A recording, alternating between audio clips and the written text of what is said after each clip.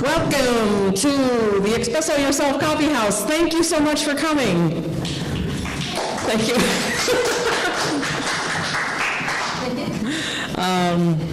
It is Memorial Day weekend, and we're so glad that there's people here. Yay! I wanted to welcome you to First Parish UU. This is a wonderful community, a community of which I am a part, and if anybody has any questions about that, I would love to respond. Just some updates on our coffee house.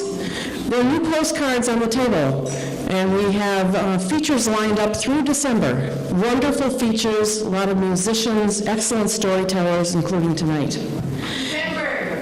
Through February, yay, yay, yay. So it's great. Thea's been hard at work with that, and we have a little bit more help with marketing, and thank God we have help with setup and cleanup. So with that, there's going to be a bit of a change with our admission price. We've started a little bit tonight, but next month it's going to be $10 per adult unless you're doing open mic, then it's $5. And then the youth, I think, will be $5, $3, that type of thing. So that's a big feature, mostly because we lost our Starbucks sponsor. They're not giving us anything anymore, so we have to supply all the food and the coffee. And Susan, who's been in charge of that, has been doing a fantastic job, but it is coming out of our budget. We also are aligning ourselves with the coffee houses in the local area. And so many times we've heard, are you just charging that? Are you crazy? So we're kind of getting up with the times. Coming soon, we're going to have an open mic sign-up online so that there won't be at the desk as much as it will be online, so that we have an idea of who's coming. Yes, we're getting, yeah, aren't we though? But will you still be able to show up and spontaneously do something? If we have the room, absolutely, absolutely, yep. I wanted to do a quick update on the play We Did It For You, because there are many wonderful things happening. We featured that play back in August on Women's Equality Day 2017, and we have been nonstop since then, performing it and on a monthly basis, and we are now a repertory theater company with the Amazing Things Theater, and we will be performing on a monthly basis, except for August, Women's Equality Day 2018. We will be performing at Faneuil Hall in an incredible, oh, I just got the chills. Yes, it is quite a development, a complete reenactment of our play in the historical settings. It is quite an opportunity. And so that's going to be happening on August 26th at 2 o'clock in the afternoon. So I just wanted to give that update. We do have cards at the front. Tonight's theme is love and longing. And I wanted to start with a love poem, if I may, by E.E. Cummings.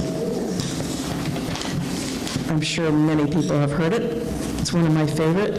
It's called I Carry Your Heart With Me. I carry your heart with me. I carry it in my heart. I am never without it. Anywhere I go, you go, my dear. And whatever is done by only me is your doing, my darling. I fear no fate, for you are my fate, my sweet. I want no world, for beautiful you are my world, my true. And it's you are whatever a moon has always meant, and whatever a sun will always sing is you. Here is the deepest secret nobody knows. Here is the root of the root, and the bud of the bud, and the sky of a tree called life, which grows higher than soul can hope or mind can hide. And this is the wonder that's keeping the stars apart. I carry your heart. I carry it in my heart. Isn't that beautiful? Oh, thank you. So, open mic time. We're going to start this evening with a wonderful storyteller named Barbara Alla Prentice.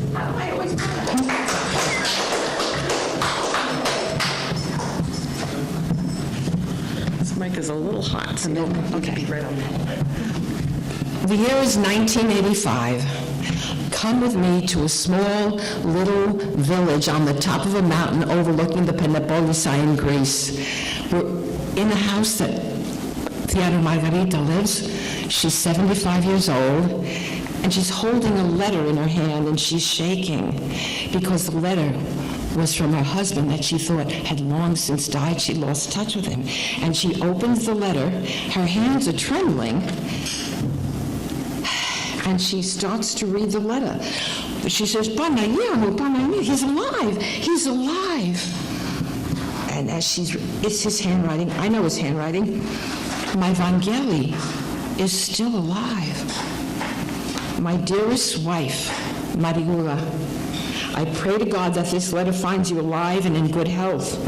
I also pray to Panaya to help me find the right words to say what I have to say. It's difficult to tell you what happened. Perhaps it's best I start at the beginning. When I left you and went to America to work with my brothers in the coal mines, I told you that I would come back a rich man with lots of money. I told you then that it would take a year, 2 years at the most. And you told me that you would wait even if it took forever. The 2 years we worked in the coal mine were worse than being in hell itself. I'm sure that my brothers told you how bad it was when they came back home. When Stavros was killed in the explosion, we left the mines. As you know, Elias and Stathi stayed in America. Nico went to South Africa. Polychroni and Paraskeva came back home with less money than they had when they left Greece. I could not come back, not like that. So I went to Brazil in South America. Working in the swamps and the jungles in Brazil was worse than digging coal in America. A little while I got malaria and I almost died with a fever. A nurse, a Spanish woman, slowly brought me back to life. When I left the hospital, I went to live with this woman.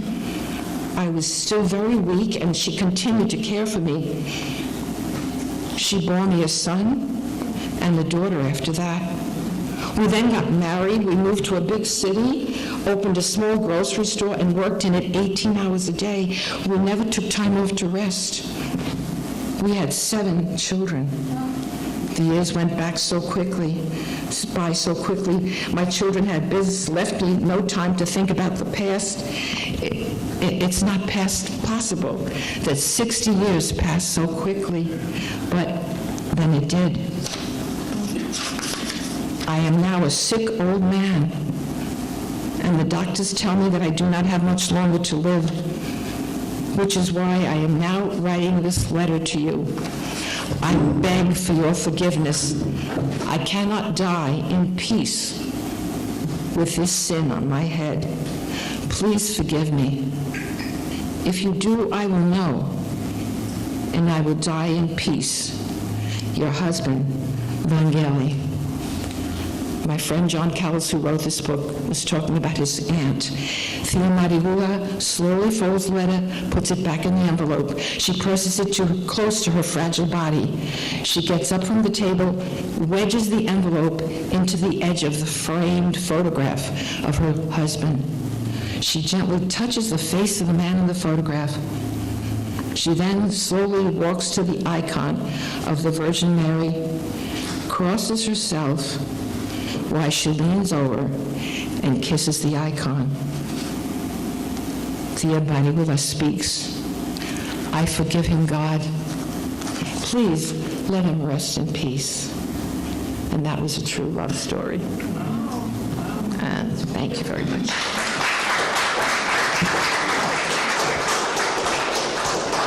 That was beautiful, and you told that so well.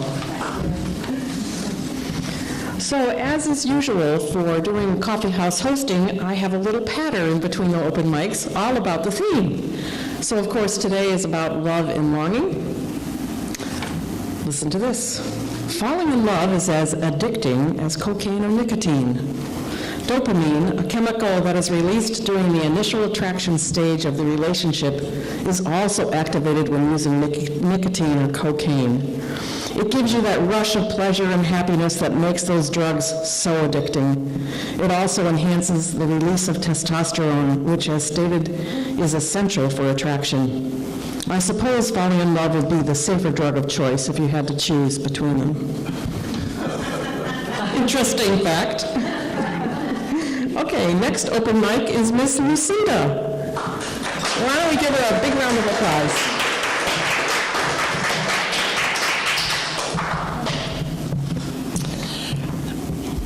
Okay, so this is my first story that I've ever told, and I've been longing to tell a story. So something happened to me recently, and I thought, that's it. That is the story I'm going to tell. So I have a son, and after college, he went to Mexico to teach English, and he fell in love with a French mademoiselle that he met in Mexico City. This is the love part of it. And they fell in love, they moved to Brooklyn, and they got married, and then they moved to Paris. So I am obliged to go visit them in Paris on a regular basis. So now it's April 12th, 2018, and I'm just about to begin my school vacation. And my husband and I have tickets to go to France for a week. It's 9 o'clock at night. It's a Wednesday night. We're flying out Thursday at 7 p.m., and I'm upstairs packing. And my husband calls me down to the living room, and he says, sit down. And he says, look at this, look at your passport. And I look down. It's April 12th, as I said. It expired February 18th. And I was like, I don't know what I was like, actually. But Fred and I, who's in the audience, looked at each other, and I knew, they're expedited passports, maybe I'd get there in 24 hours or 48 hours or Monday. I didn't know. But one of the first things we thought of was to call my brother-in-law, because he had worked with traveling students at colleges, and he must have come in to, had this problem a lot. So we got him on the phone, and he immediately said, you're not going to get a passport anytime soon. But I got on the web. I went to the Boston Passport place. They didn't have an appointment for the next day. I noticed that the National Customer Service was open till 10 p.m., so I got them on the phone, and the woman was really nice. She said, well, you can try. She said, just go down there, go down early, and, you need a picture, you need your passport, and right away I said, Fred, call CVS. I need a picture. Can they still do that right now? And then my son, my 3-year-old, came running down from upstairs with his computer. He said, I just found this Huffington Post blog. You can do it, Mom. This person tells all about how they did it in a day. So, that gave me some optimism. So I talked to the woman on the phone, and she told me all the stuff I needed. Next morning, I get in the car, drive to North Station where the passport agency is, and she said, get there early, there could be lines. Once they're done with the appointments, they'll see you, maybe. And I'm all agitated, but I'm just like, I'm going to do this. We'll see how it turns out. Maybe I'll be there in 24 hours, 48 hours. I'm going to try. So I drive. I get lost. I end up going over the Zachem Bridge. I'm back.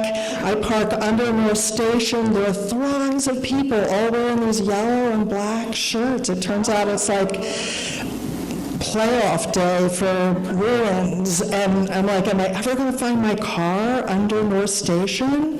But I go up to the passport agency, and because I got lost, it's 10:10. It opens at 10:30, so it's not too bad. And there's only like 3 people ahead of me in line. So again, my optimism rises a little bit.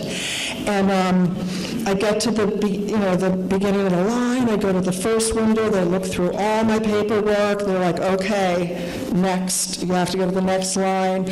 I go to the next line. I get to the front of that. They say, go to the next line, go over there. 4 different people checked all my paperwork. But by noon, someone said to me, you can pick up your passport at 4 p.m. They said, but you have to be here. We only give them out between 4 and 4:30. And after that, you're going to have to come back the next day. Well, did I say our plane was at 7? So we'd been planning to get to the airport by 5. So I thought, okay. So I called, I called my sister, I called my husband. My sister and her husband were driving me to the airport. They're in the audience too. They were going to drive us to the airport. So it's noon, and it's like, should I go home? Should I stay here? I'm like, I'm staying here. I don't want to take the chance. I get lost. I don't want to. So it's noon. I have 4 hours. So first I go down and check on my car and just make sure I know exactly where it is. I'm like looking, yeah, there's like the coffee place. There's, I go down these stairs. I knew where my car was. I came back up. I go out to lunch. I have a leisurely salad niçoise overlooking the thronging Bruins. I come back to the spacious lobby and I'm hanging out between, now it's like 1 to 4. And, but it's okay, I'm listening to books on tape, and some people are there, not too many, and eventually I walk around the building, and then I start talking to people, and we're all sharing our stories. Most people are leaving the next day or Saturday. They came on Tuesday, they're back here today. There was one guy that was trying to fly out at 5 p.m., and he was like pacing like a lion, and finally at 3:15, they called him up for his passport, and he goes running off.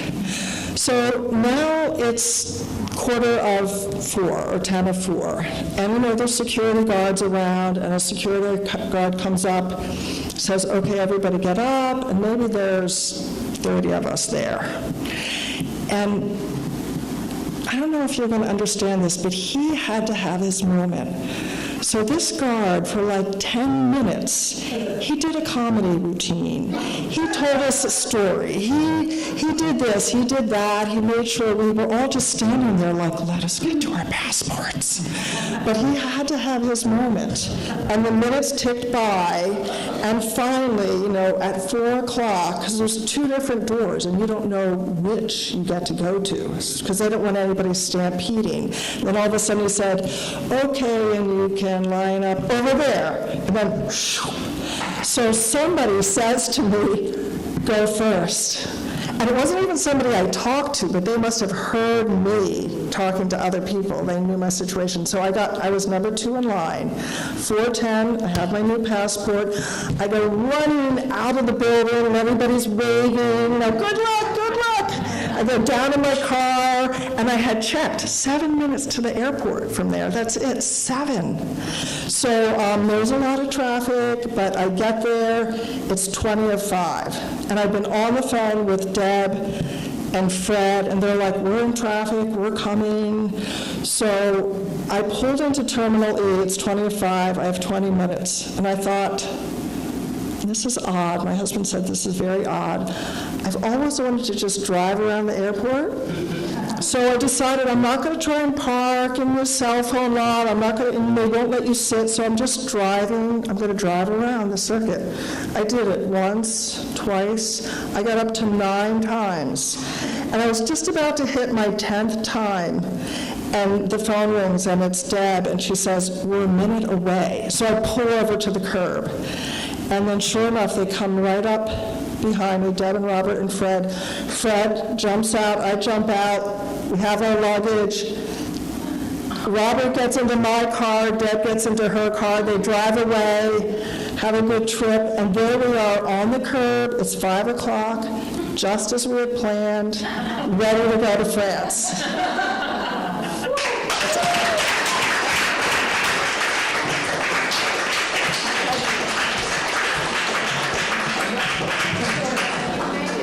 That was exhausting. Oh my gosh. That doesn't even involve the conversation I'm sure. Robert and I had on the way here. Unbelievable. Well orchestrated. So did you know that love can literally make you crazy? It's true. Something you may or may not know about love is that it can lead to serious infatuation. The same levels of serotonin that bring about the infatuation are found in those with obsessive-compulsive disorder, which is an anxiety disorder. This is probably why you cannot seem to think of anyone else when you have fallen in love. I thought, well, that's really true, because it is completely, yes, Thea, I see you. Okay, next, open mic, Miss Penny Post. Let's give her a hand. Come on, Penny.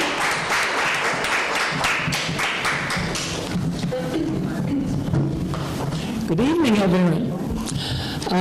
I asked Andrea what she meant by love and longing, and she said, well, you can have love or you can have longing. And I thought, oh, yeah, I got a longing story. And then Shirley read that wonderful E.E. Cummings poem, and I went, if you substituted my lifelong love affair with writing for what I carry in my heart, the whole poem worked completely for me. Not 2011, March 25th, I'm sitting there, it's Friday afternoon, and I'm sitting there going, what am I going to do with my life? Oh, I think I'll go to graduate school. So I went online for Leslie's MFA in creative writing nonfiction, and I found out that they wanted 20 pages of your best writing. Best writing, what does that mean? And a personal statement, and other things, but the other things were easy.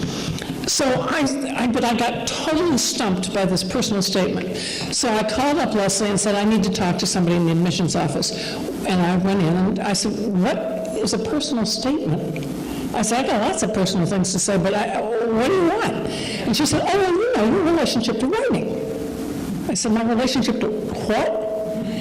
Well, I went back and I did some noodling on the computer about things stuff I'd written or stuff I thought ought to be in there or something. And then, one day, I was climbing a little ladder to the closet in that room with my computer. And I had put in one hook there, and I was putting in another hook there to put in some shades to cover the closet. And I looked at the hammer, and I looked at the screw, and I looked at the place I'd marked very carefully, and I thought, I don't have any trouble with this.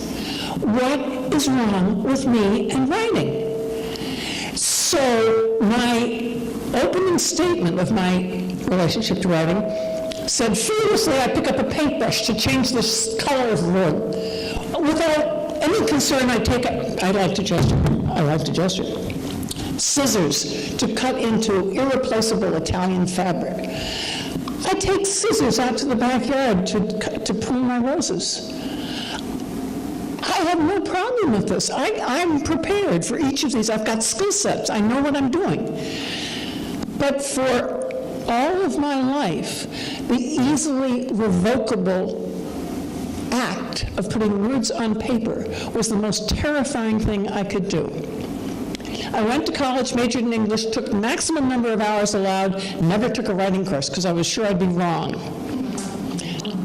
And then I got a job out of college, and I went to New York. I got a job as an editor, where I corrected other people's writings for structure, word choice, flow, all those wonderful things. And I went on editing for years. Then I moved to California. I discovered technical writing, where, guess what? I was most concerned with structure, word choice, and flow. And then somebody said, you know, I've got this guy that wants to write a book. You're the perfect person to write the book with him. I said, oh, really? So we had a 3-hour conversation, and then I got a letter from him one beautiful day in 1986, and it said, what are your desires? And I looked at that sentence and said, I'd better figure out what the answer is to this before I start writing. And that night, I spent back and forth. Beethoven's Ninth was on the radio. I mean, it was it was Midsummer Night. And I thought, well, I want to write. I know that. I've always wanted to write. Oh, yes, I really want to write. Oh, but you haven't been writing, have you? And then I realized that I had never wanted to write. I had wanted to want to write. And I'd become really good at wanting to write. And that stunned me. And I sat there and said, okay, what does this mean? But wait a minute, I really do want to write. And I sat down and for the first time in 8 years finished the short story I had started 8 years earlier. And that was the beginning. I'd ignored all the little poems that kept escaping from my typewriter. I'd overlooked the fact that every time an artist friend of mine needed a grant proposal, I'd written it. Anytime an organization I belonged to needed an article for their newsletter, I'd written it. I'd been writing all my life. And the thing I most had ignored was the fact that I'd been keeping a typewritten journal for 30 years. And I had learned to turn my mind inside out on the page, first on a typewriter and then on a computer.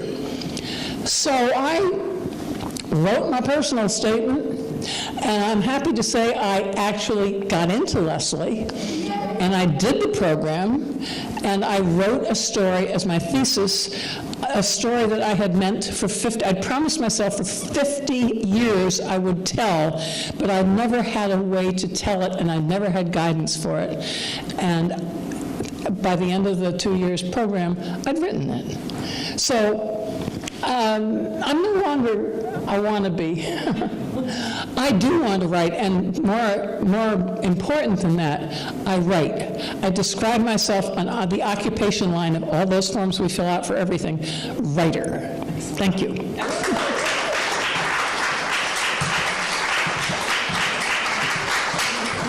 So Penny, you have to come back sometime and tell us the story that was your thesis.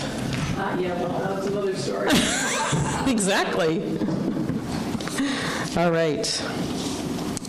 Love needs to be blind for survival. Isn't that intriguing? It does not seem to matter what others say to a new lover. He or she is always perfect in our eyes.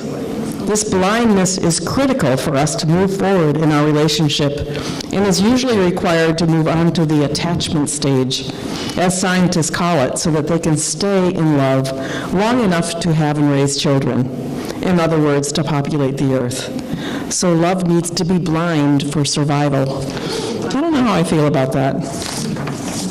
But with that as a segue, Sarah, let's come on up and you can be our next open mic person. Give her a hand.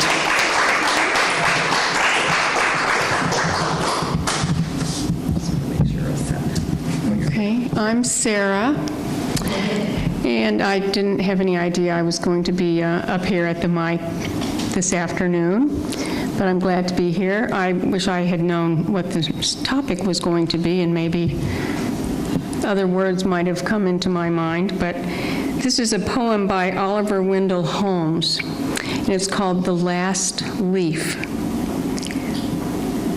I saw him once before as he passed by the door, and again the pavement stones resound as he totters o'er the ground with his cane. They say that in his prime, ere the pruning knife of time cut him down, not a better man was found by the crier on his round through the town. But now he walks the streets and he looks at all he meets, sad and wan, and he shakes his feeble head that it seems as if he said, "They are gone." The mossy marbles rest on the lips that he has pressed in their bloom, and the names he loved to hear have been carved for many a year on the tomb. My grandmama has said, poor old lady, she is dead long ago, that he had a Roman nose and his cheek was like a rose in the snow. But now his nose is thin and it rests upon his chin like a staff, and a crook is in his back and a melancholy crack in his laugh. I know it is a sin for me to sit and grin at him here, but the old three-cornered hat and the breeches and all that are so queer. And if I should live to be the last leaf upon the tree in the spring, then let them smile as I do now at the old forsaken bough to which I cling. Thank you.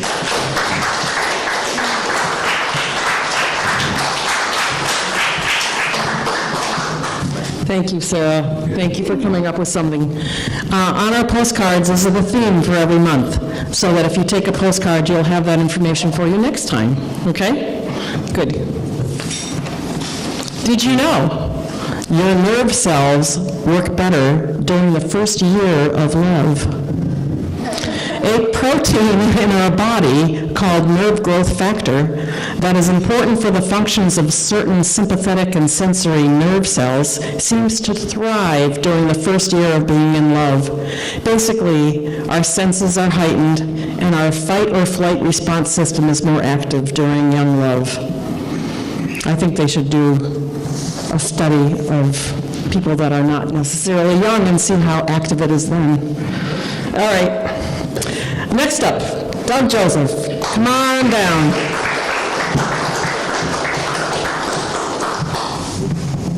You want a break? Yeah.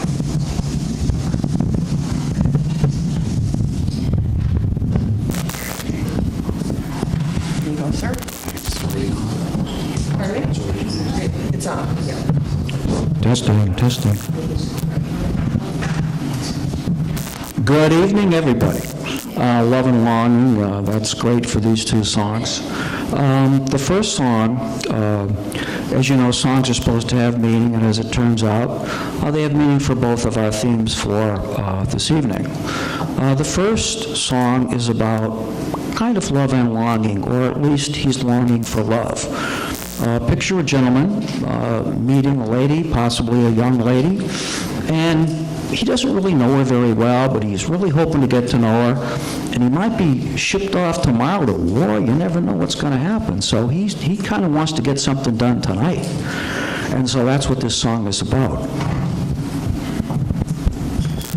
Sweetheart, the night is growing old. Sweetheart, my love is still untold.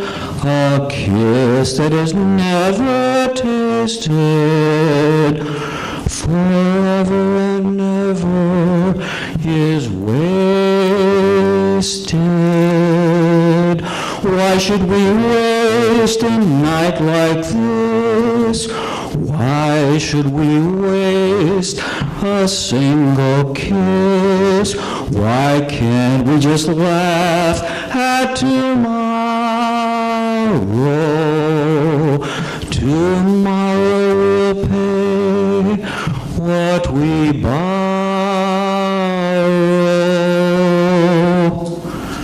For all we know, we may never meet again. Before you go, make this moment sweet again. We won't say goodnight until the last minute. I'll hold out my hand and my heart will be in it. For all we know, this may only be a dream. We come and go like a ripple on a stream. So love me tonight. Tomorrow was made for some. Tomorrow may never come. For all we know, tomorrow may never come. For all we know.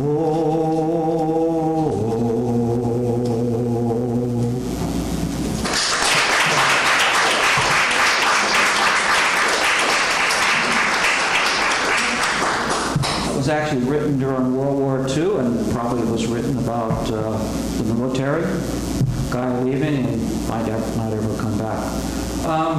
As far as love and longing, the next song is about kind of missing love and stuff like that. And you know, he had the love, and now he's longing for what he didn't have. So that's what this next song's all about.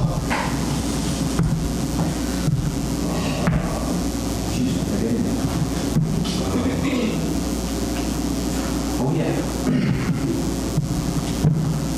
Can't believe we're breaking up. Ain't no chance for making up. Baby, don't treat me this way. You're gonna be lonely someday. After you've gone and left me crying. After you've gone, there's no denying. We'll feel blue, we'll feel sad. You're gonna miss the dearest pal you ever had. Now there'll come a time when you regret it. There'll come a time, no, don't forget it. Someday you will be lonely. Your heart will break like mine, and you want me only. After you've gone away. There'll come a time when you will miss me. Remember the time that you could kiss me. One day you will grow lonely. Your heart will break. You want me only. After you've gone away, gone away. You told me goodbye, now it's your turn to cry. After you've gone away,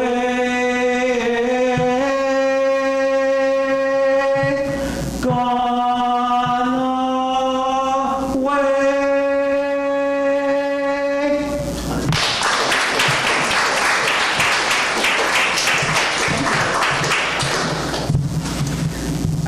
What Doug didn't say is that he's in a barbershop quartet. So if you can imagine that in harmony.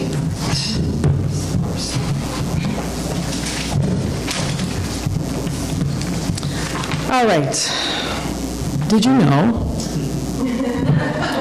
we are attracted to those who look and or smell similar to one of our parents? I found this fact online. As creepy as this sounds, a partner who looks similar to one of our parents is found to be comforting. If you are a female and your father wore a certain cologne, it is familiar and comforting scent. This makes sense, but let's not talk about Freud and his theories on it. So next up is Mr. John Kierans. Welcome back, John.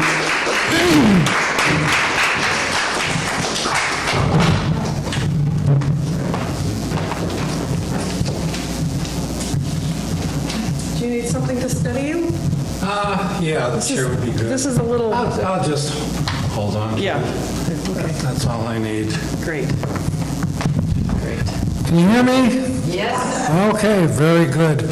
I was last here in late February, just a few days before my open heart surgery, which took place on March 7th.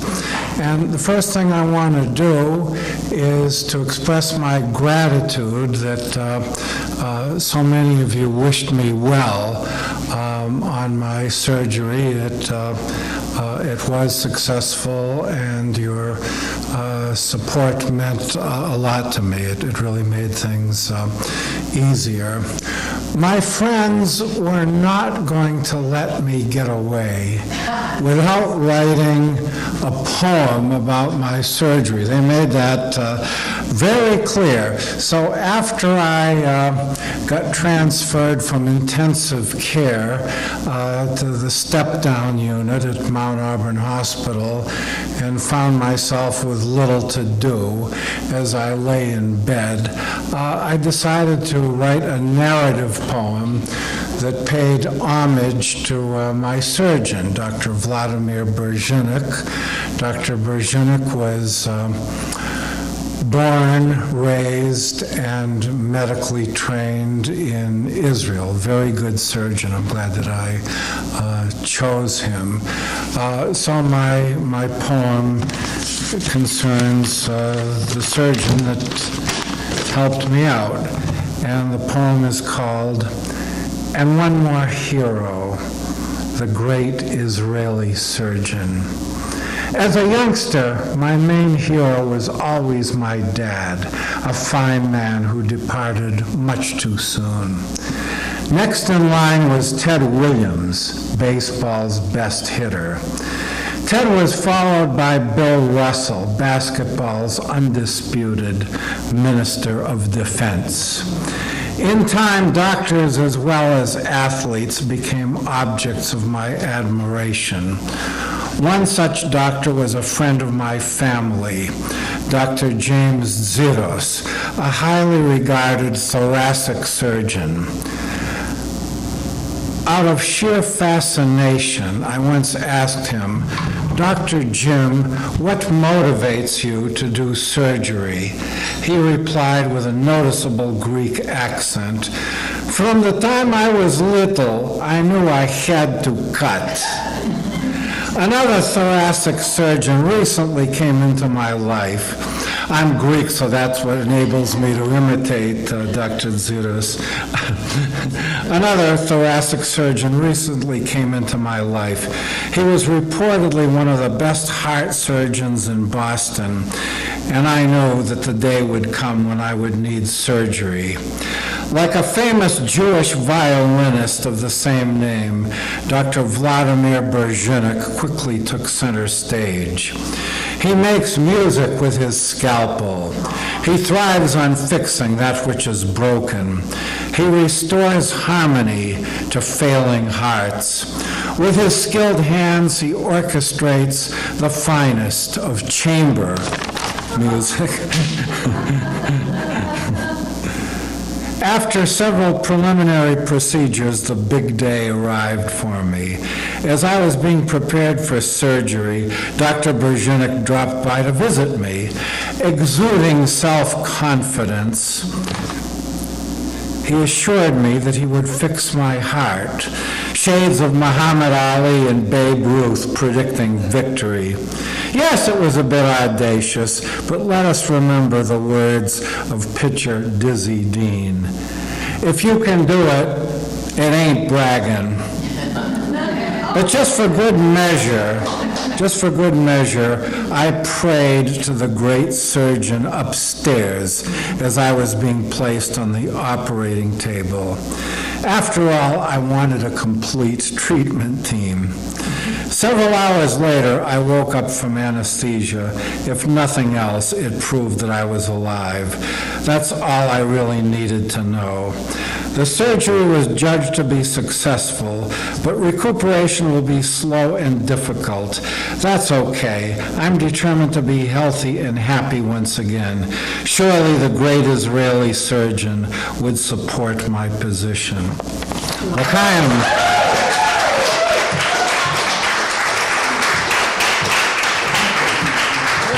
Well done. That was wonderful.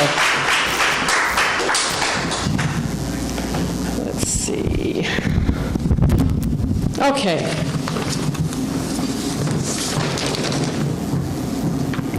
Knots. Many cultures use knots as symbols of eternal love that has neither a beginning nor an end. Young Muslim women would send love messages to their lovers using intricate knots. I love that. I thought that was fascinating. Okay. Next up, Miss Sandra Elaine Scott. Let's give her a hand.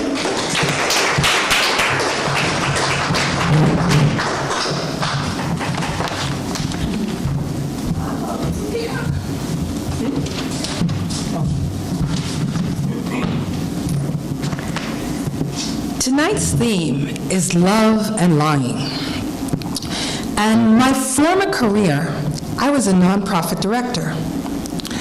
And I once read an article that I incorporated for all my board members and for anyone who is working at a nonprofit. You must talk about your organization like the day you first fell in love. Because when you fall in love, you tend to drop the name of him or her in every conversation. Isn't she wonderful? Isn't he great? Do you know what he did for me today? Do you know what she does? Everything drops in the name of love. So I'm going to drop a little about my favorite organization right now as the Friends of the Millis Public Library, which I'm on the board of and was just elected the president. However, I swear, everybody, there was a line and everybody stepped back and I was the only one left. But the reason why I thought this was really interesting for tonight was last weekend. You see, last Saturday morning, at approximately 4 o'clock, I was putting on makeup and a beautiful dress and a fascinator on my head. Because we hosted at the Millis Public Library a royal wedding viewing party. Now, let me take it back for a moment. A couple weeks prior, I was at a dinner party and had to all of a sudden defend myself as to why I was going to this royal wedding viewing party and why I was excited.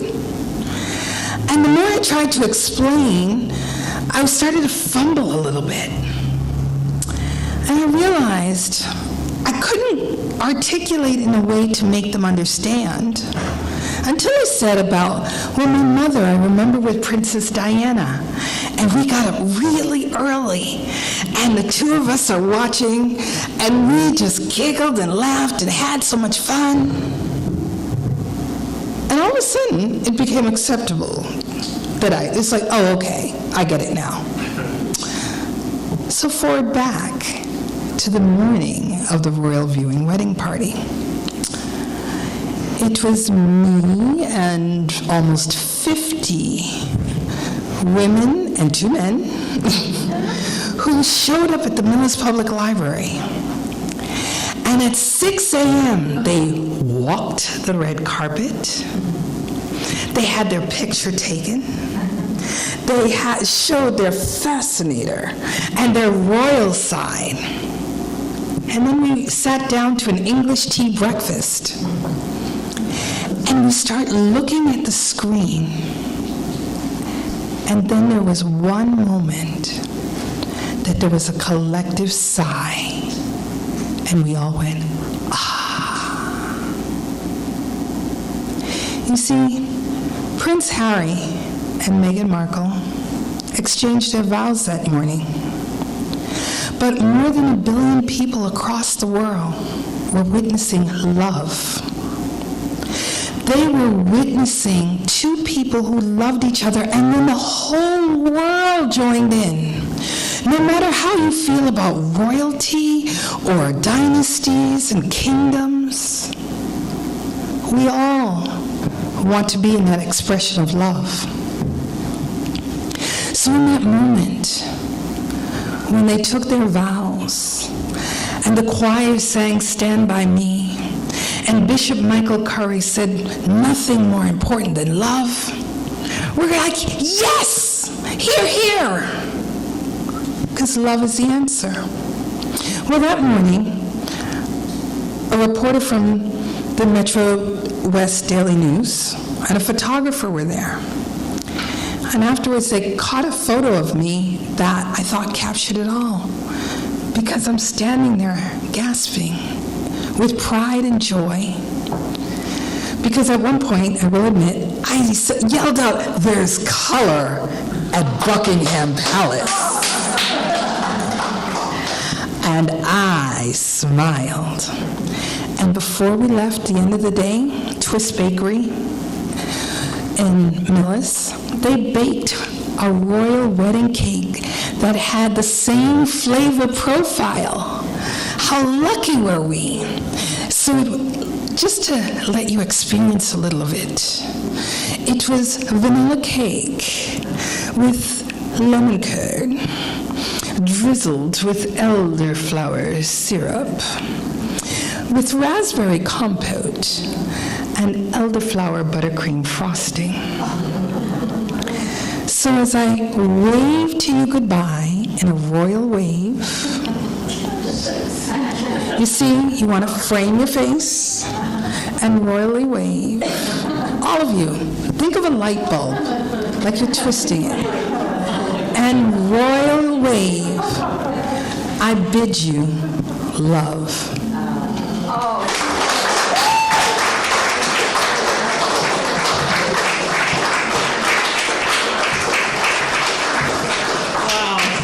What a treat. What? What's the... Yeah. Wow. Our last fact before our last open mic. Lasting love. To remain in love for a lifetime, therapists advise couples to listen actively to your partner. Ask questions, give answers, appreciate, stay attractive, grow intelligent intellectually, include your partner, give them privacy, be honest and trustworthy, tell your mate what you need, accept their shortcomings, give respect, never threaten to leave, say no to adultery, don't assume the relationship will last forever, and cultivate variety, and love will last. Isn't that beautiful? And with that, our last open mic is Miss Thea. You want to give her a hand?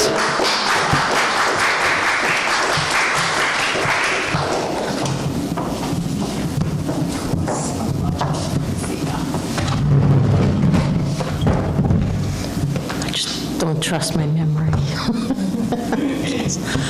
Oh, wow. I love this topic.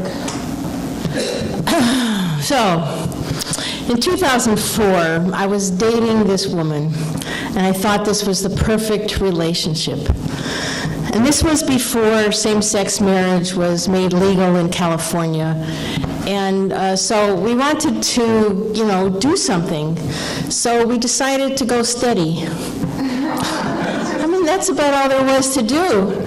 So we did. So we rode our bikes down to Venice Beach, and we went through all the shops. We found this shop with this little Asian woman, and she had this case, and in the case there was 2 silver rings with these blue topaz stones in them, and so we bought them, and I just loved it. I loved wearing it. I loved showing it to everybody. So a week later, she dumped me.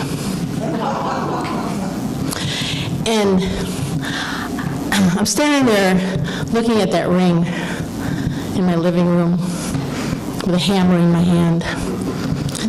And I smashed into pieces that blue topaz and that silver ring till it was like non-existent. Because I realized at that moment that I was never, ever, ever going to fall in love again, because all love leads to just one thing: love sickness.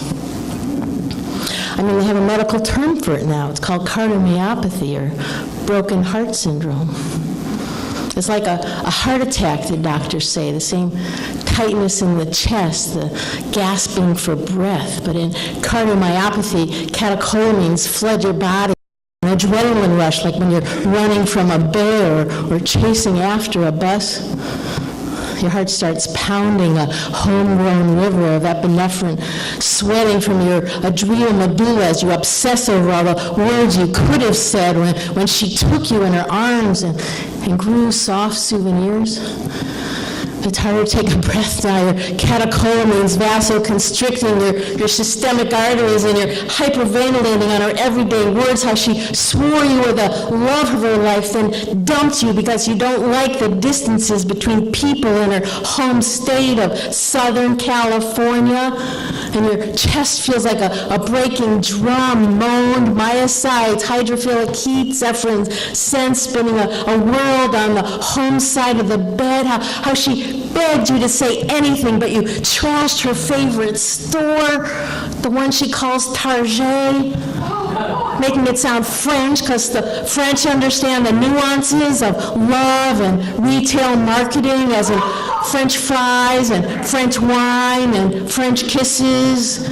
je t'aime, your heart stutters, stimulating your postjunctional beta-2 androceptors, but you're thinking, siento amor, yo soy nada, because you don't know much French, only Spanish, but hey, this is Southern California, which used to be Mexico, which was owned by Spain, the country right next to France, so it's okay. And you're remembering that moment, sitting in the back of the bus, coming home from the Hollywood Bowl, her head pressed into your shoulder like a little sparrow, your index finger playing with a small pink rose on her left sleeve. Voices swirl around you like strawberries, but you don't hear a thing as you both try to reconstruct the lyrics to that last song the orchestra played. Il est entré dans mon coude une part de bonheur dont je connais la cause. They say limerence is the technical term for being in love. Doctors at Johns Hopkins are wondering why older women are more susceptible to cardiomyopathy, that state where limerence is lost, like the last trace of a catecholamines venal descent. I could tell them the answer. When you press me to your heart, I'm in a world apart, a world where roses bloom. I could tell them the answer. But that would be like explaining the meaning to the word home, or why limerence demands her uninflected breath curling around you like a black bear in heat, or like the wheels of a receding bus.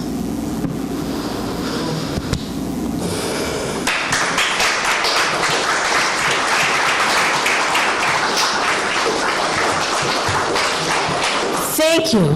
We got rid of her and we got Shirley. Yeah, that wasn't me. And we've been happily married for 10 years now. Yes, he's not great. So we're going to take about a 10-minute break, and then we're going to invite Andrea up, who's a wonderful storyteller, and help yourself to more food. We have lots of yummy food back there. Okay? Fresh baked cookies. Oh, yeah.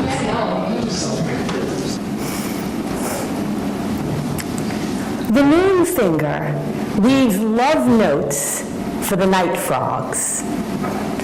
The moon rises before the sun has fully set, and as she does, spreads her sheet music in bands of light across the pond. It's hard to see her reflected rising in the harlequin splashdown of the sun, but frogs have big eyes, and they are made for night.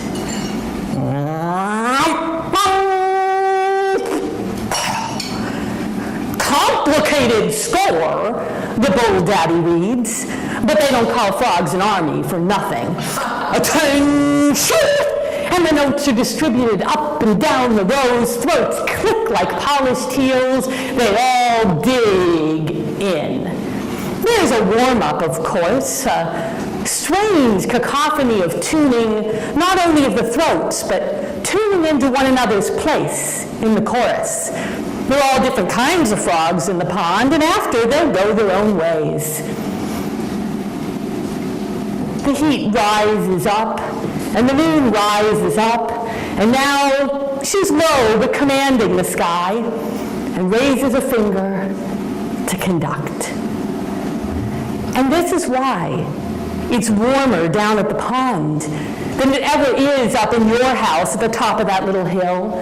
Why it is that you fold back your grandmother's quilt and you take her by the hand in the night. You each pull on your wool socks and your waders and carefully, she by the light of that moon and you by the flashlight on your cell phone, make your way out to the edge of your land, overlooking the pond. It's like ducks and kittens and cows and sheep if the barnyard sang like the wilds. How many sounds the frogs can make. It's as if all the love that the sun gave to the moon wove into those notes. And the air rises up from the pond, warm and wet on your cheek on this, the first real day of spring. They don't rise and set. Your grandmother once told you they do not rise and set. It's that the moon dances around the earth and the earth spins around the sun. Spring comes when we bow to our partner. First the frogs sing, and then we get to planting.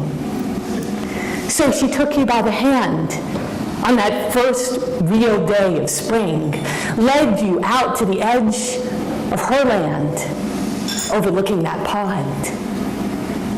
The moon loves too much to be silent. The moon loves too much to stand still.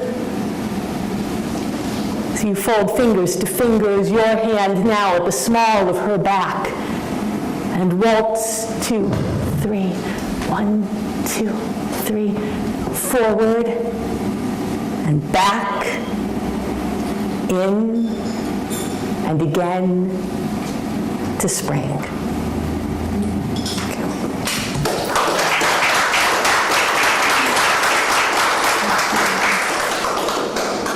That was an original story, but the first line of it is not mine.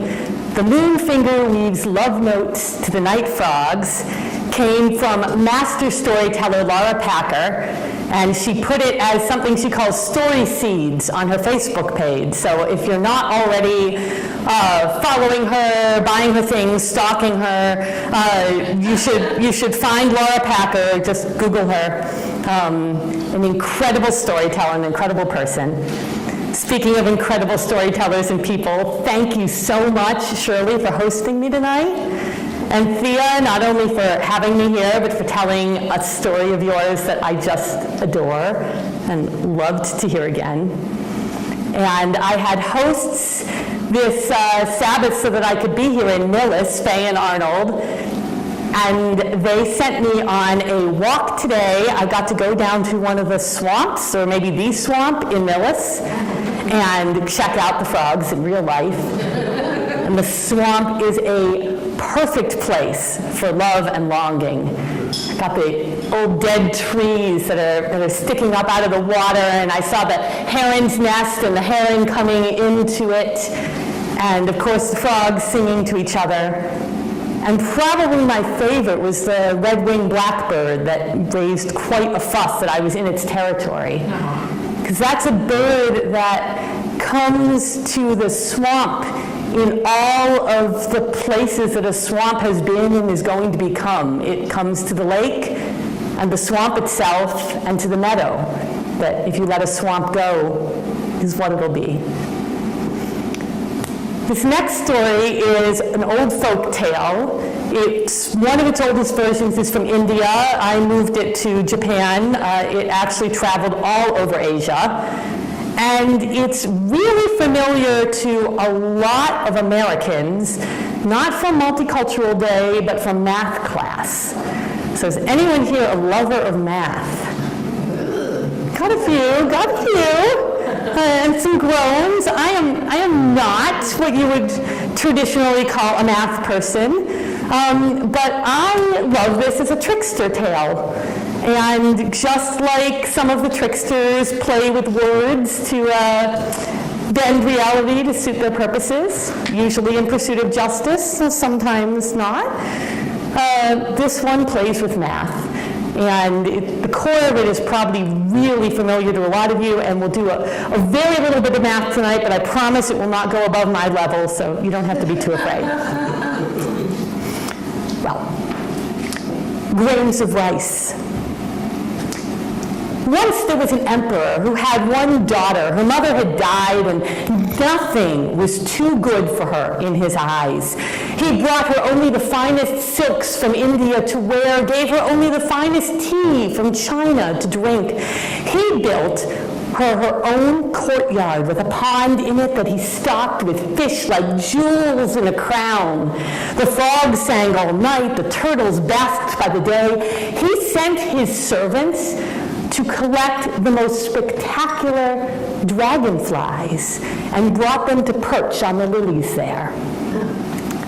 Of course, he chose her suitors for her, or rather, he rejected suitors for her, because one by one, the young men of noble birth came before the throne, and one by one, they were not good enough for his daughter.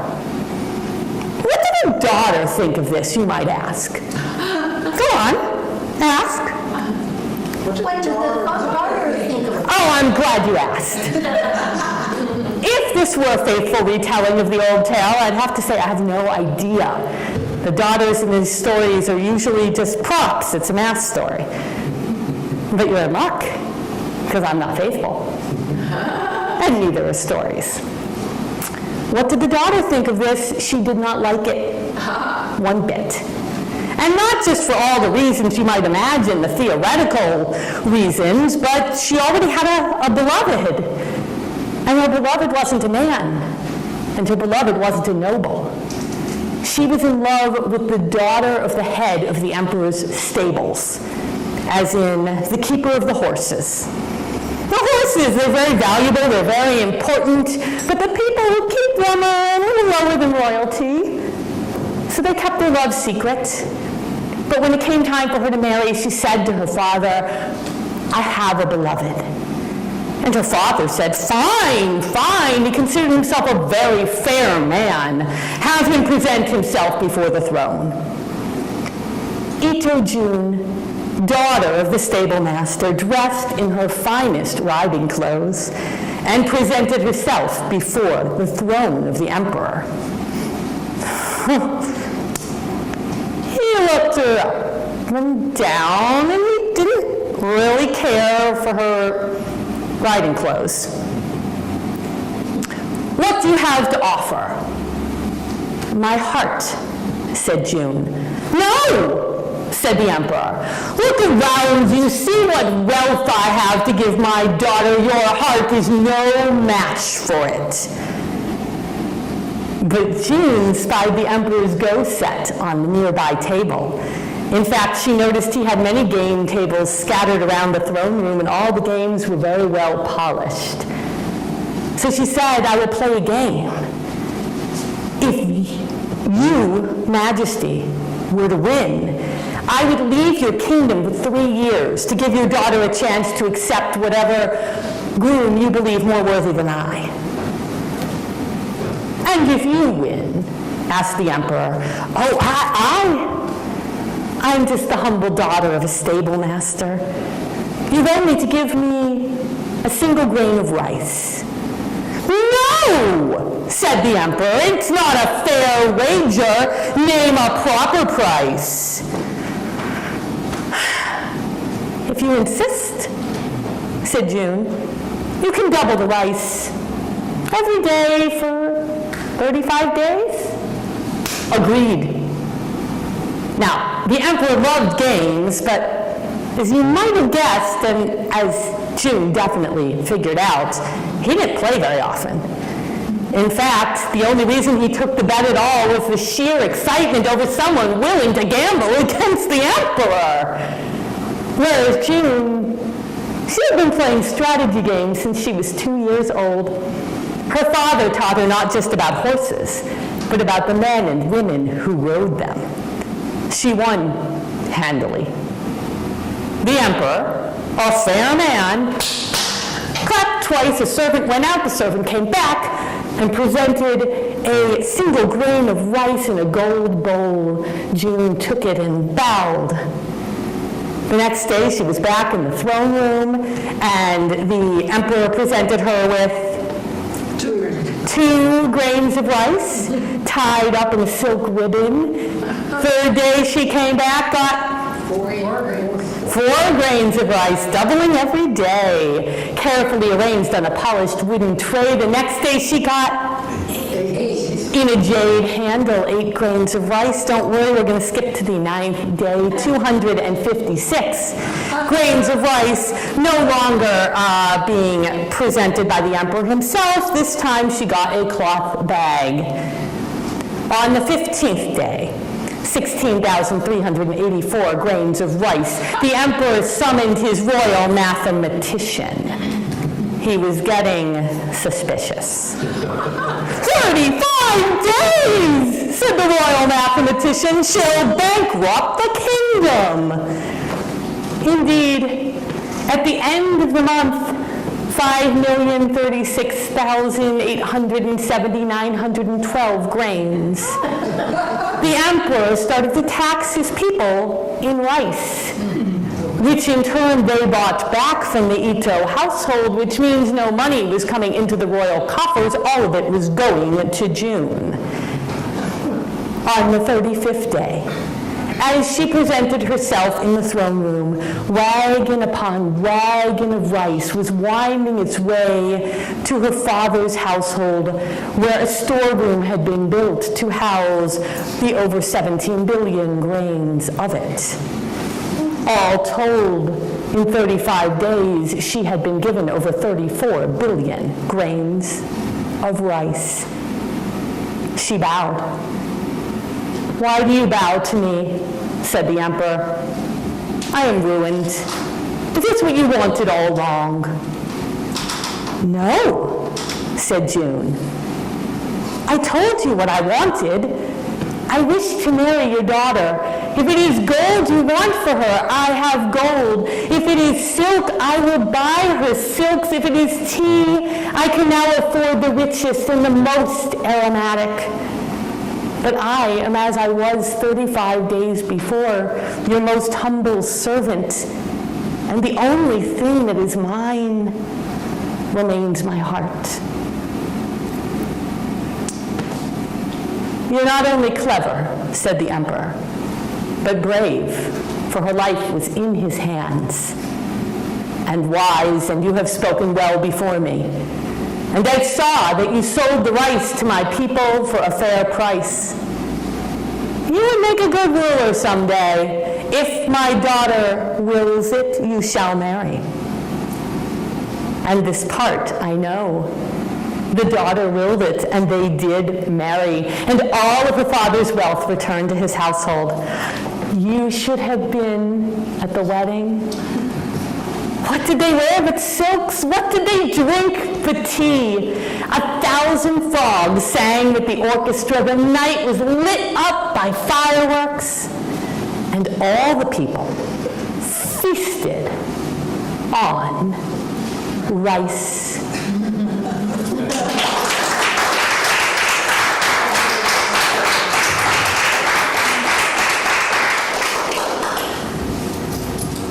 You ready to play? Thea, do you think we can give them a couple mics? Well, the mics are there, so it's fine. Oh, that'll work? All right. There's a saying storytellers have that you can't have stories without listeners. I didn't say it at the beginning because it's not actually entirely true. I'm perfectly capable of telling stories to myself. But this story cannot happen without you. This is a story of longing. It is a traditional folk tale that is also very familiar to many American children, and it has a little math in it, but the math never goes above the number 3. So if you were not a math person, this is for you. Because there were 3 billy goats, and the names of all the billy goats, being brothers, were Gruff, Gruff, and Gruff. Now, the littlest billy goat, Gruff, he had 2 little horns on the top of his head, and he had 4. The numbers actually go up to 4. He can handle that, though, because he had 4 little hooves on the bottom of his feet, and he had one of those little waggly tails, and he had a very small voice. So I'm going to ask that everyone who considers yourself on this side of the room, you get your small voices ready, because you're going to learn the little billy goat song. I'm a billy goat, I'm a billy goat, I'm a billy goat, gruff, gruff, gruff. Try it. I'm a billy goat,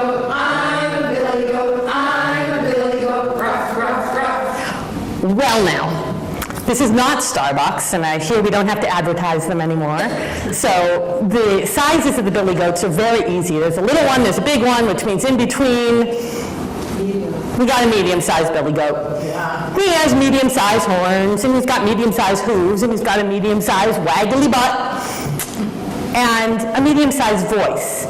Now, if you're over there, you will get your turn, but it's not yet, because you're not goats.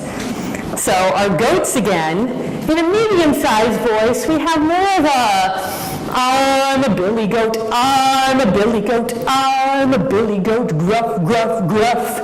I'm a billy goat, I'm a billy goat, I'm a billy goat, gruff, gruff, gruff. There he goes. And there's a big billy goat gruff.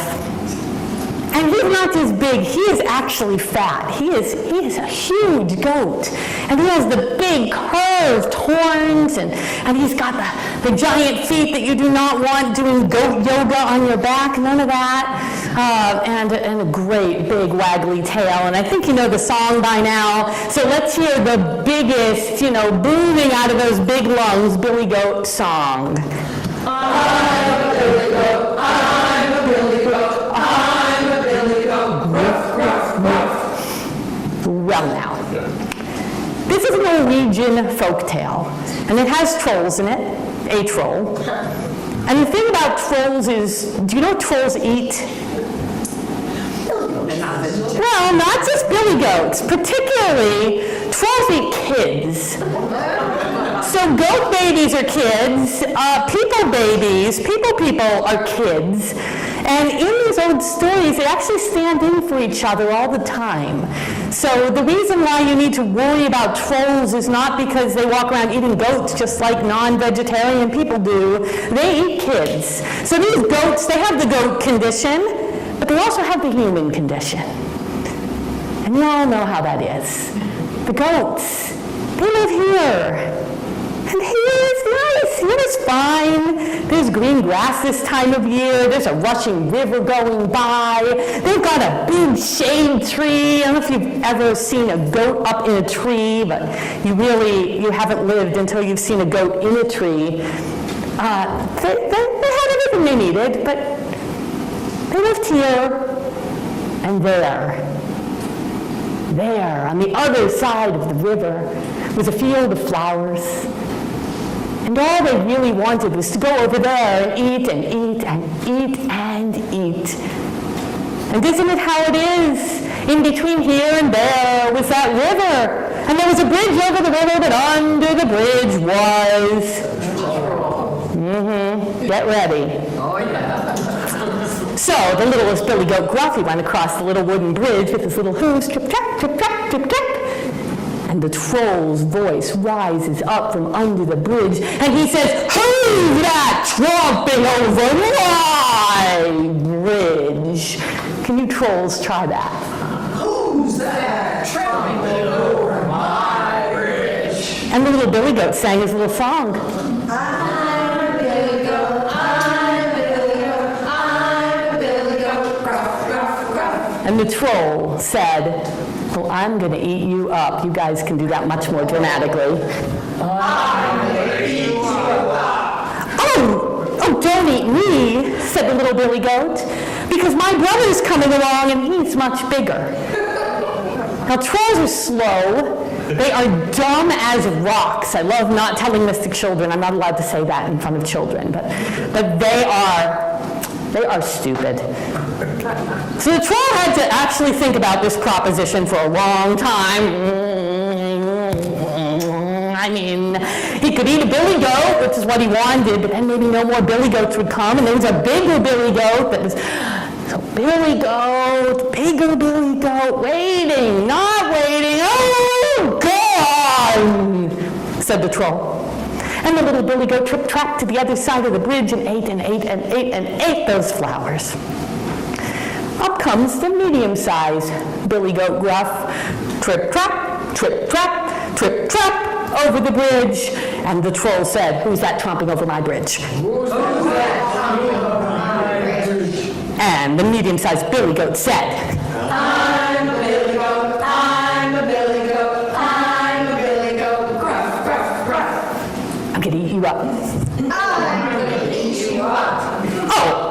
Oh, me? No, you don't want to eat me. My brother. That's who you want to eat. My brother's coming, and he is much bigger. Oh, yeah.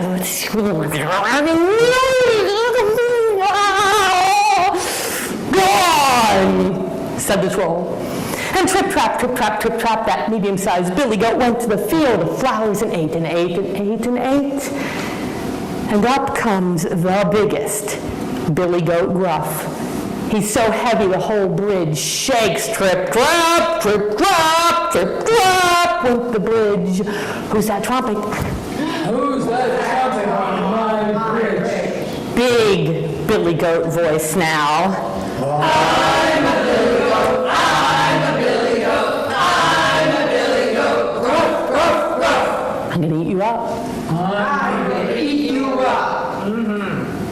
Well, now you just try it, said the big Billy Goat Gruff, because he knew he had 2 big horns and 4 sharp hooves and a pretty big power behind to get into it.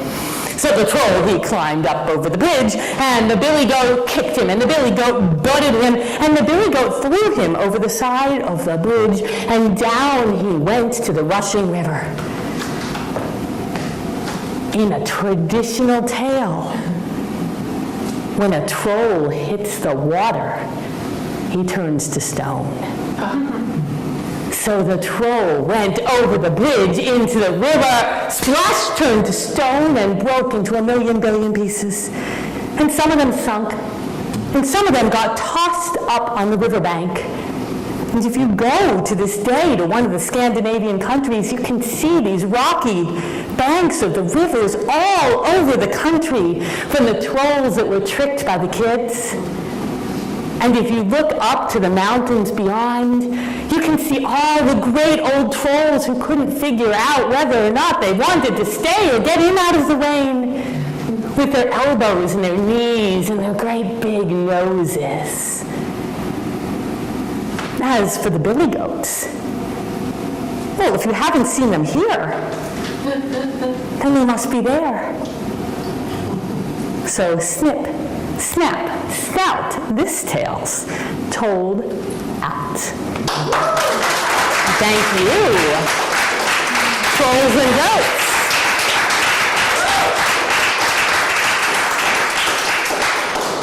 I used to read a marvelous version of that with, I don't know if anyone remembers, I think it was the 60s or the 70s. There were daisies all over both sides of the book.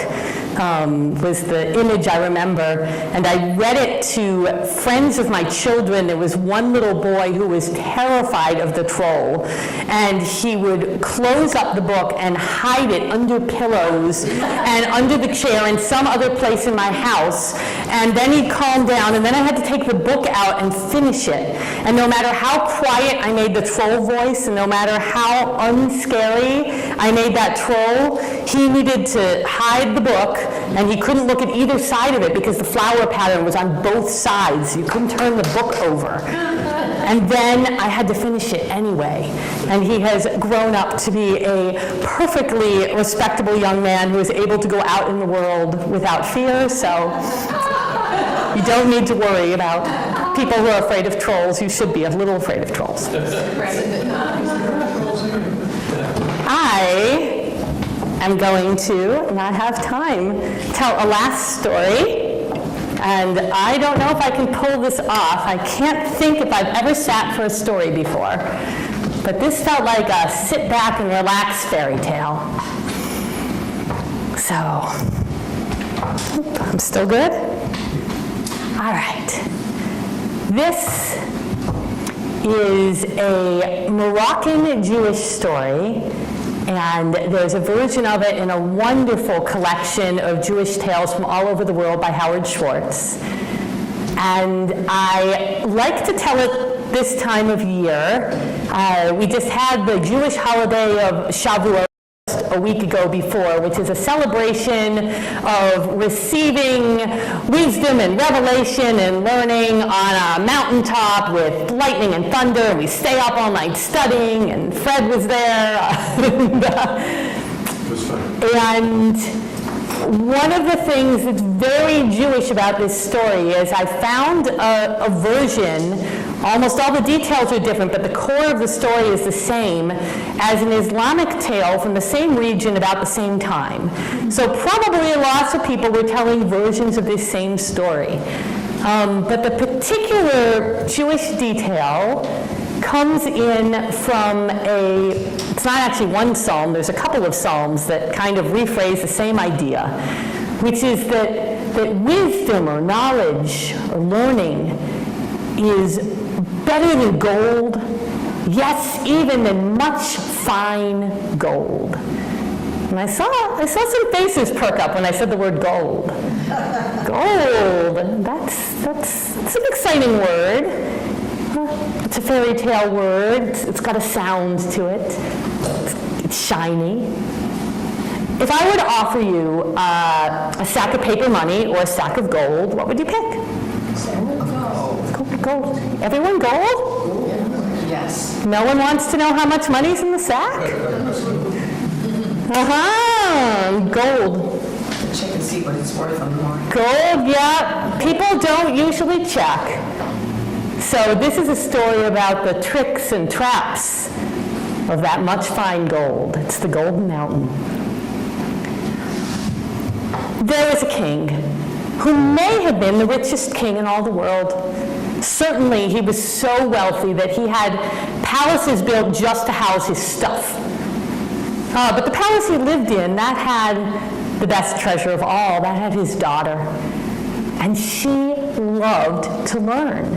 From a very young age, she was always asking the how and the why and the what for and the where and the whens. And so he hired tutors from all over. And he had her schooled in math and in the sciences and the arts. And when it came that she had learned a good deal about this world, she wanted to learn the secrets of the stars. Now, there was a soothsayer in that kingdom, so the king sent a golden chariot, and it went out of the capital city and through the fields and farmland and through the forest and up and down the mountains, almost to the edge of the sea. And the soothsayer, of course, had foretold its coming, but he was nervous. Because the reason he lived way out there was he didn't really want to be around kings and capitals. And he was hoping to die in peace. And here comes the carriage of the king, and the messengers assure him that they're not exactly there for the king, they're there for his daughter. So the soothsayer packs up his charts and books, and he gets into the carriage, and they go back up and down the mountains and through the forests and the fields into the capital city, and he comes to the throne room. And though he's dressed in his ordinary clothes, he is received as a most important dignitary. "My daughter," said the king, "wishes to learn the secrets of the stars. If you will teach her for 1 year, I will build for you an observatory by your own house where you can study the stars in peace." The soothsayer had heard of the princess, how bright and curious she was, and he was pretty impressed that the king understood what he'd want for a reward. So he agreed on one condition, that no one else could come to their lessons. A delightful year passed, teacher and student working together, learning, studying. At the end, he gave her many of his books and charts and bid her farewell. And he went back home, and there the observatory was already waiting for him. The princess went out that very night among the stars. Now, of course, night is not quiet. There's those frogs we talked about, and crickets, and foxes, and mice, and there's the sound in the trees that you get when all the people have gone and the air is free. But now, the stars weren't just dots of light in the sky. Now they told her their stories. Now she could hear their song. Oh, and she read in the stars that there was an enemy amassing at their border, ready to surprise their guards at dawn. Well, she went and told her father got the head of the army, and the attack was foiled. And from then on, his daughter became the king's chief advisor. And for years, they went on in wisdom and happiness and peace. And one night, she read in the stars about a mountain that had in it the most unimaginable amount of gold. And the only one who knew the secret to the golden mountain was none other than her old teacher, the soothsayer. So there went the golden carriage up and down those mountains, and the soothsayer came back to the palace. "My daughter," said the king, "wishes to learn the secrets of the stars. And if you will teach them," the secret to the golden mountain, she knew the secret to the stars. "If you teach these to her, I will build you a telescope that will bring the stars 1,000 times closer to your eyes." This time the soothsayer hesitated, because the golden mountain was dangerous. So he asked the princess, "Were you sure?" And she said she was sure.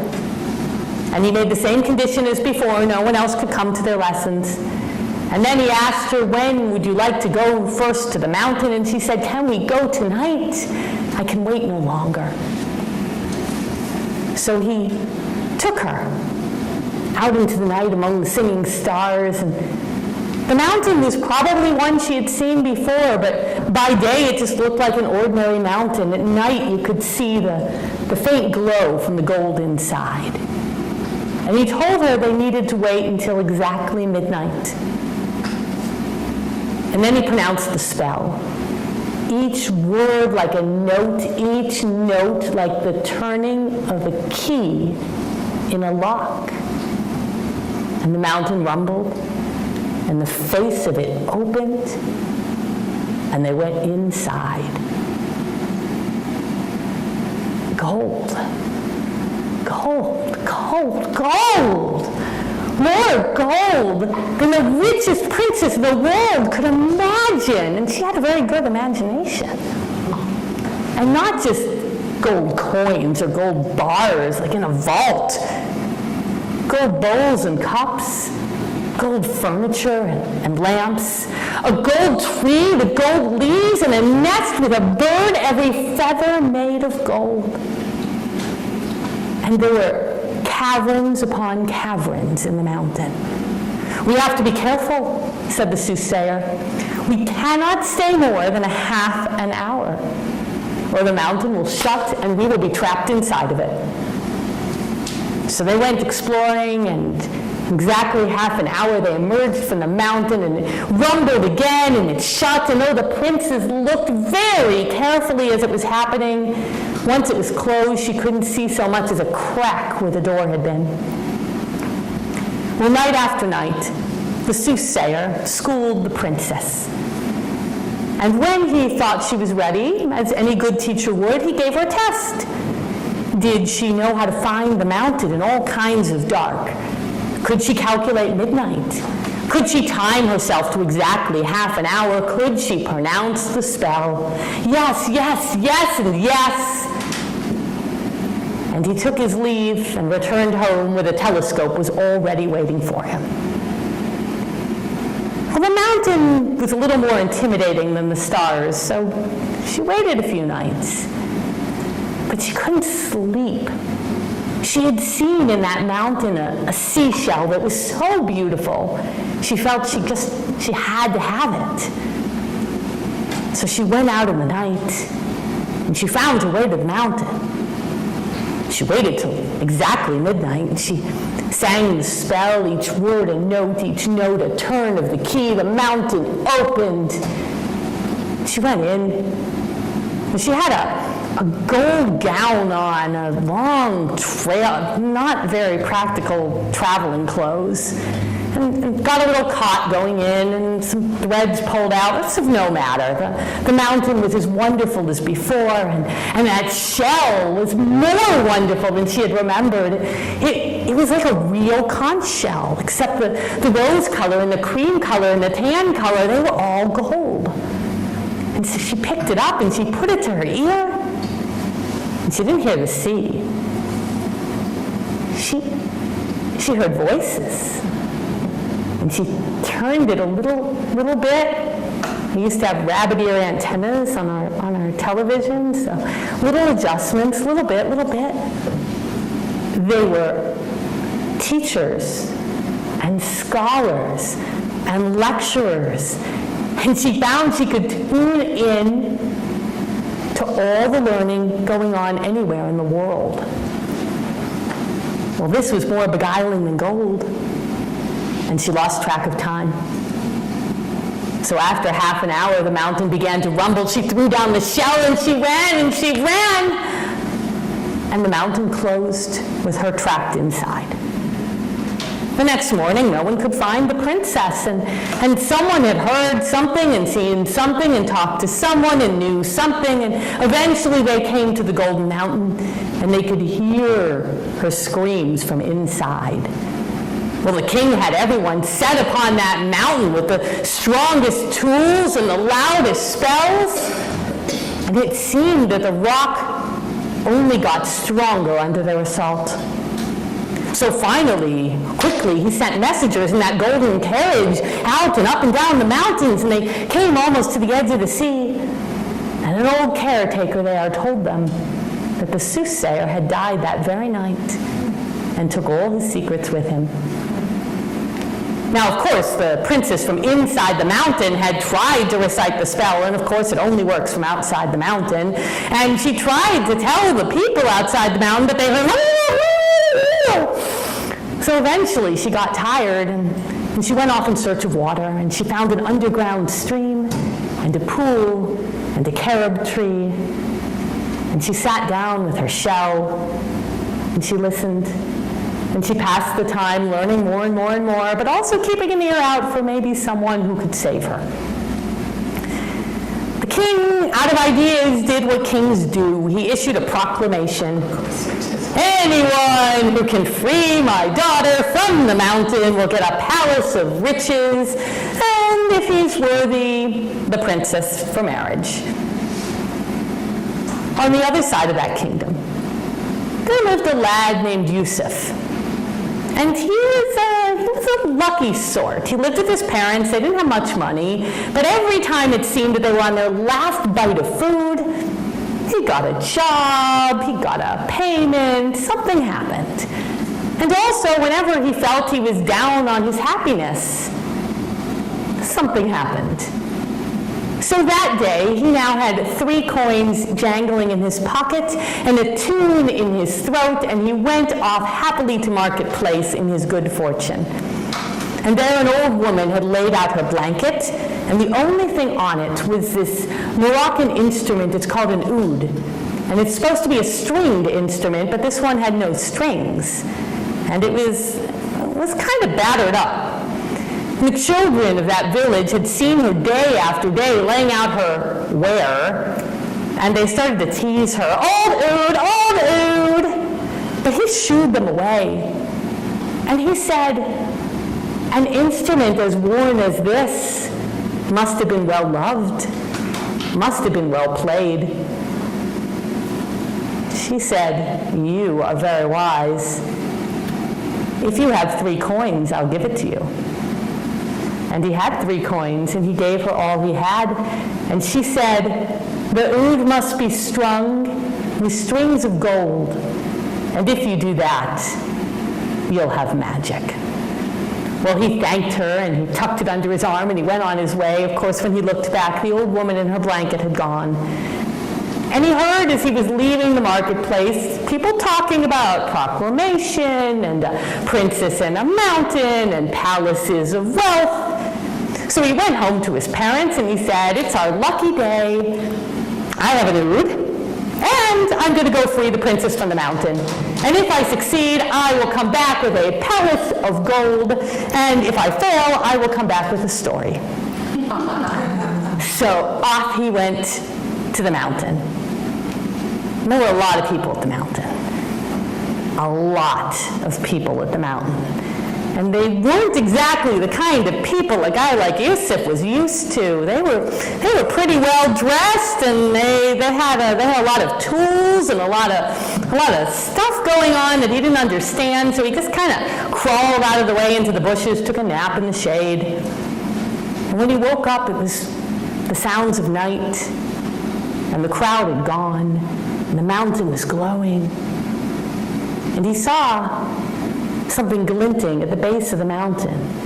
And he picked it up, and it was the threads from the princess's dress. And so it was, exactly at midnight, that Yusuf had 3 strings of gold in his oud, and he tried them for the first time. Each note like a word, each word like a turn of a key. The mountain opened, and the princess rushed into his surprised arms. Now the princess with her shell and Yusuf with his oud come back to the kingdom in great fanfare. Just as he said, the king gave him a palace full of wealth, which he gave to his parents, and it was enough for his parents and everyone they knew and a whole bunch of people they had never met before to live comfortably for the rest of their lives. Yusuf, it turned out, he was actually the kind of guy who made his own luck. And he was a great student. So the princess taught him everything she knew, and he taught her what he knew, and they fell in love, and they were married, and they ruled that kingdom with great wisdom. Now, they could still go to the mountain, and they went from time to time, but as time went by, those visits became fewer and far between because they had love, they had learning, they had things to do in the world. And it turns out it's greater than a mountain full of gold.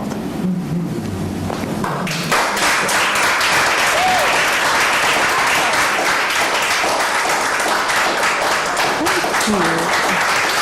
Thank you.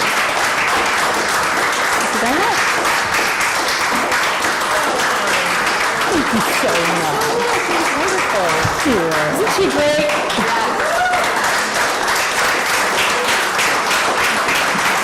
Thank you. Thank you very much. So you are appearing again in Sherborne. Bittersweet Cafe. Is that where Sherborne? Thea? Where? Am I? Where? Oh, no.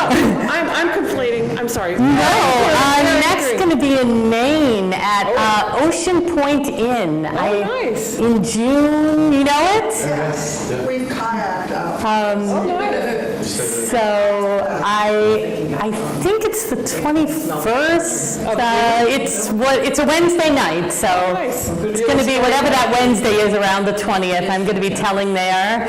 And in August, I'll be in New Ogden, which is the inn I've told before in Maine. Thea will be there in July. Oh, wonderful. Fabulous place, Southport Island. Yeah, they're both on Booth Bay Harbor, and very nice. And I will be in the Cambridge Arts Festival for families, and I don't know the date yet, but sometime in the summer I'll be in Cambridge. And everyone should also come to Story Space in Somerville, where you can have a whole 8 minutes of your open telling, and you don't have to plan ahead, and we don't have a theme. Not that your theme is not wonderful. And you have a wonderful website, AndreaKamens.com, is that right? Yes. Yes. Okay, great, thank you. Thank you. Check out your cards, because next month we have a singer-songwriter, Tom Smith. Fabulous. We have a harpist in July, and Steve Rapson in August, who's an incredible guitarist. We have a couple of his CDs. And so there's just wonderful, wonderful, wonderful features coming. Thank you very much for coming. Thank you. Thank you. That's it. Time to go home now. No.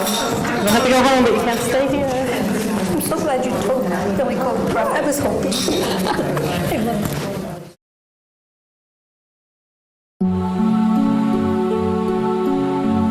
You're watching Medfield TV, community shows.